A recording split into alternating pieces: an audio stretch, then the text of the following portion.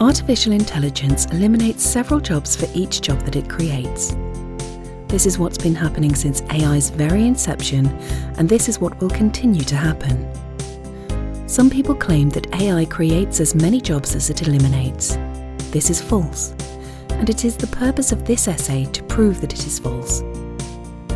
I will start by showing that it is inherent in what technology is that technological advancement decreases the amount of work that there is for people to do. I will then explain why this is doubly true of AI. I will end by discussing how government should deal with the job shortage that AI will inevitably lead to. Technology reduces the need to work, and it makes the work that it doesn't eliminate less difficult. Thanks to tractors, sewing machines, and gas-powered drills, it takes little effort to do in an afternoon what it would take months of back-breaking labour to do by hand. This is true of cars, tractors, and sewing machines, and is true of AI-based technologies. Thanks to smartphone apps and computer programs, it takes little effort as well as little training to do in a single afternoon what would otherwise be impossible or would require months of intense intellectual work on the part of a trained professional. Many people have either lost jobs to technology or fear that they soon will. Right-wing economists have argued that such people are wrong. According to such economists, technology creates a job for every job that it takes away. In their view, technology took jobs away from cobblers, but it created new jobs for the engineers needed to build and maintain the machines that made cobblers unnecessary. Similarly, so they argue, AI is taking jobs away from stockbrokers, but it has created new jobs for the programmers needed to service the e-platforms that eliminated the need for stockbrokers. In general, so it is argued, technology needs people to service it, and therefore creates jobs that take the place of those that it eliminates. This position is false and always has been. In societies that have little or no technology, the unemployment rate tends to be zero. There was no unemployment in Cambodia under Pol Pot, nor was there any in any Eskimo fishing community in the year 1600. The reason is the same in each case. Where there is no technology, labour is inefficient, and everybody must therefore work. To be sure, new technology does indeed create new kinds of work. Before there were cars, there were no auto mechanics, and before there were smartphones, there were no app developers. But the purpose of technology is to minimise how much work we have to do. It is not to alter the nature of what we have to do while keeping its quantity the same. If cars, tractors and forklifts didn't lighten workloads, we wouldn't have much use for them.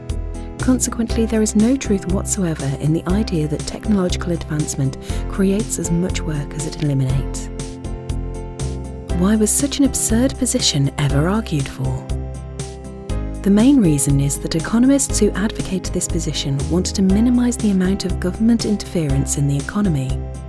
Their position is that government regulation restricts commerce and thwarts economic development, and in most contexts they are right, since a society cannot function for long unless its members are allowed to exchange goods and services. But even if unregulated societies economically outperform regulated ones, it doesn't follow that the government should never regulate. Second, unemployment benefits are not a form of government regulation and don't have the same invidious economic effects as regulations. The law that prevents people from teaching unless they have a master's degree in education is a regulation, since it prevents the market from deciding who works and gives that power to the government. The laws preventing people from killing and robbing are not regulations, since they don't do this, and neither for the same reason are the laws that give people welfare benefits. To be sure, welfare benefits are not economically innocuous since they have to be paid for out of people's taxes, but granting that excessive taxation hurts an economy, moderate taxation is sometimes a necessity, this being a case in point.